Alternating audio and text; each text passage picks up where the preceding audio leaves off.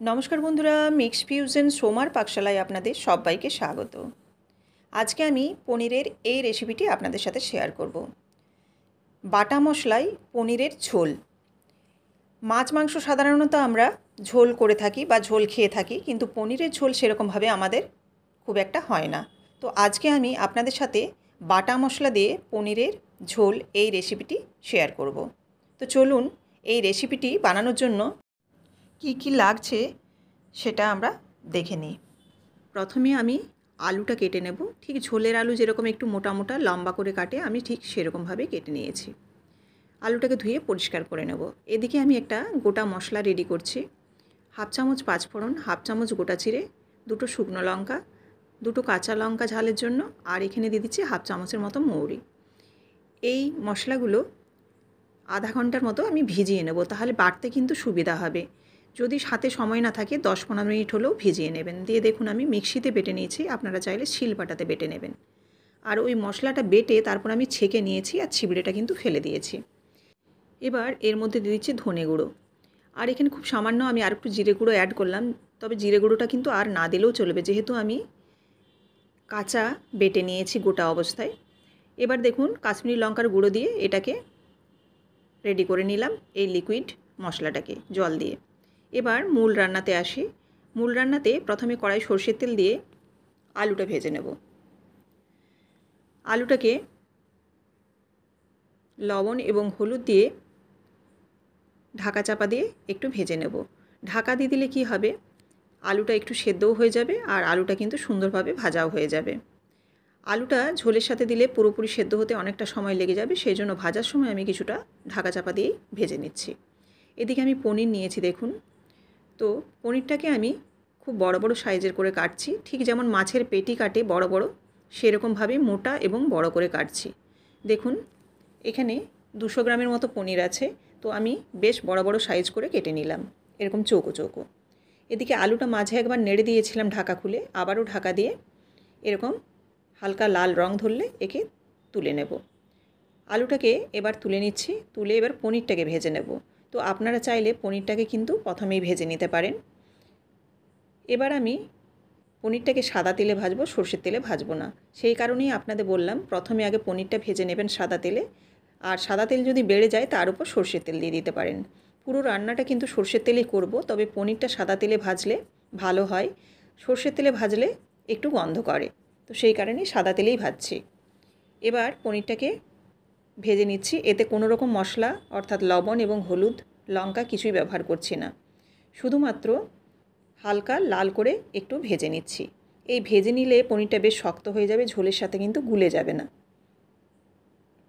আর পনির ভেজে রান্না করলে অসাধারণ একটা স্বাদ হয়, তো সেই কারণে আমি একটু ভেজে নিলাম। এবার এই যে তেলটা আছে এর মধ্যে এবার সেই সর্ষে তেলটা ঢেলে দেব। সর্ষে তেলটা দেওয়ার পর কুচনো পেঁয়াজ দিয়ে দিচ্ছি। পেঁয়াজটা ভালোভাবে নাড়াচাড়া করে নরম করে নিতে হবে। পেঁয়াজটার মধ্যে আমি একটু লবণ দিয়ে দেব। লবণটা দিলে খুব তাড়াতাড়ি পেঁয়াজটা নরম হয়ে যাবে আর ভাজাটাও তাড়াতাড়ি হয়ে যাবে। এবার নাড়াচাড়া করে পেঁয়াজটাকে আমি ভেজে নিচ্ছি। খুব একটা লাল করে ভাজার প্রয়োজন নেই, তবে যখন হালকা রং ধরে আসবে সেই সময় দিয়ে দিচ্ছে আদা আর রসুন বাটা ছোটো চামচের 1 চামচ। মশলা যে অতিরিক্ত লাগবে তার কোনো মানে নেই, মশলা কিন্তু কম দিলেও ভীষণ ভালো টেস্ট হবে, কারণ এখানে যে বাটা মশলাটা দিয়েছি তার অসাধারণ একটা ফ্লেভার আছে। তো এই জন্য আদা রসুনের পরিমাণটাও আমি কম দিয়েছি, আর পেঁয়াজও কিন্তু পরিমাণটা দেখুন কম আছে। এবার আদা রসুনটাকে একটু পেঁয়াজের সাথে নাড়াচাড়া করে নিয়েছি 2-3 মিনিট। দিয়ে এবার যে মশলাটা গুলে রেখেছিলাম বাটা মশলা, সেই বাটা মশলাটা দিয়ে দিলাম। মশলাটা দেওয়ার পর এর মধ্যে আমি একটু হলুদ গুঁড়ো দেব। হলুদটা আমি ওই বাটা মশলার সাথে দেওয়া হয়নি, সেজন্য হলুদটা এখানে দিয়ে দিলাম। হলুদটা দিয়ে নাড়াচাড়া করব খুব ভালোভাবে, দিয়ে মশলাটাকে কষাতে হবে। মশলাটাকে আমি ঢাকা চাপা দিয়েই কষাচ্ছি, তাহলে তাড়াতাড়ি কষানো হয়ে যাবে আর গন্ধটাও কিন্তু খুব ভালো থাকবে। এবার দেখুন নাড়াচাড়া করে নিলাম, আর এটা যখন একটু কষানো হয়ে যাবে, তেল ছাড়া ছাড়া হয়ে যাবে, তখন আমি এর মধ্যে আলুটা দিয়ে দেবো।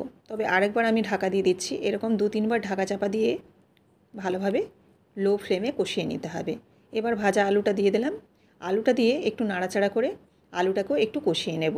আর এক্ষেত্রে কিন্তু আলুটাকে আরও একবার আমি ঢাকা দিয়ে দেব লো ফ্লেমে, তাহলে কি হবে, আলুটা আরও বেশ কিছুটা সেদ্ধ হয়ে যাবে।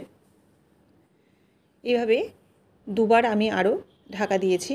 ঢাকা দিয়ে আলুটাকে দেখুন খুব ভালোভাবে কষিয়ে নিয়েছি মশলার সাথে। এদিকে আমি গরম জল চাপিয়ে দিয়েছি।